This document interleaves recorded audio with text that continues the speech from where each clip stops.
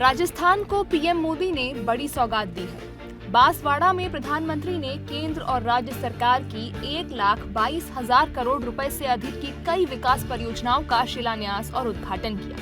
साथ ही उन्होंने 15,000 से ज्यादा नियुक्ति पत्र भी बांटे। पीएम मोदी ने 2 वंदे भारत समेत 3 ट्रेनों को हरी झंडी भी दिखाई। अपने संबोधन के दौरान पीएम मोदी ने कांग्रेस पर जमकर निशाना साधा। कांग्रेस के समय में टैक्स और महंगाई दोनों आसमान पर थी। आपने जब मोदी को आशीर्वाद दिया तो हमारी सरकार ने कांग्रेस की लूट को बंद किया। साथियों, ये आजकल बहुत मुझ पर गुस्से में रहते हैं, इसका कारण भी यही है। साथियों, 2017 में हमने जीएसटी लागू करके देश को टैक्स और टोल के जंजाल से मुक्ति दिलाई थी।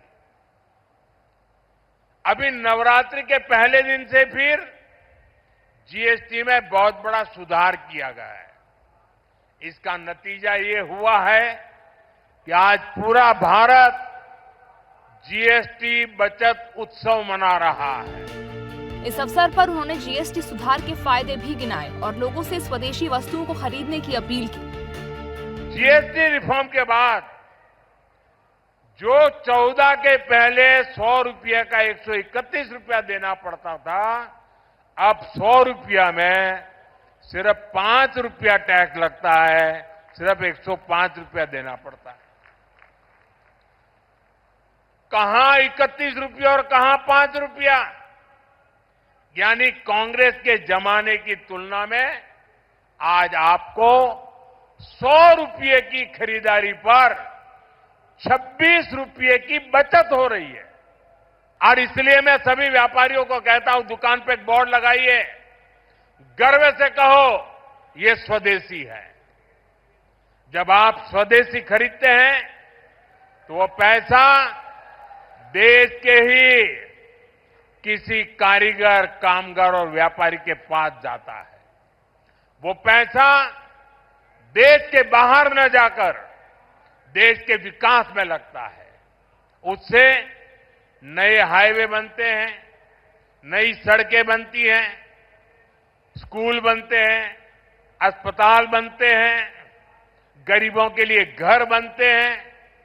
और इसलिए साथियों, हमें स्वदेशी को अपना स्वाभिमान बनाना है।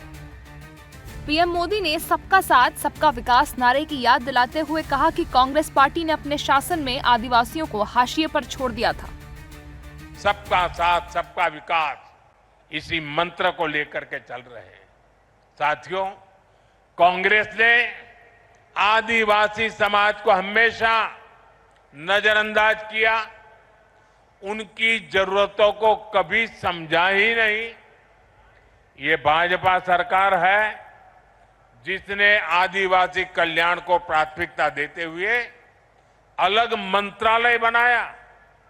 जब अटल जी की सरकार आई तब पहली बार आदिवासी मंत्रालय बना।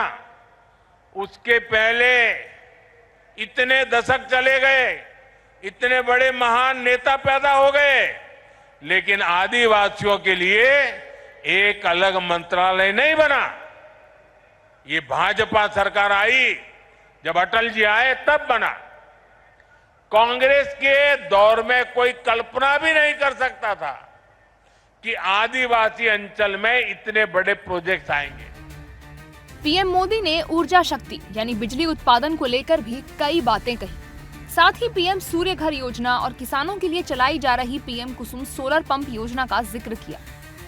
21वीं सदी में जिस देश को तेज गति से विकास करना है, उसे अपने यहां बिजली उत्पादन बढ़ाना ही होगा। और इसमें भी सबसे सफल वही देश होंगे जो स्वच्छ ऊर्जा यानी क्लीन एनर्जी में आगे रहेंगे। इसलिए हमारी सरकार स्वच्छ ऊर्जा के अभियान को एक जन आंदोलन बनाकर काम कर रही है। प्रधानमंत्री ने कहा कि सरकार का मुख्य फोकस स्वच्छ ऊर्जा के अधिक से अधिक उत्पादन पर है। उन्होंने कहा कि आज जिन परियोजनाओं की शुरुआत हुई है, उनमें बड़े पैमाने पर क्लीन एनर्जी प्रोजेक्ट शामिल हैं।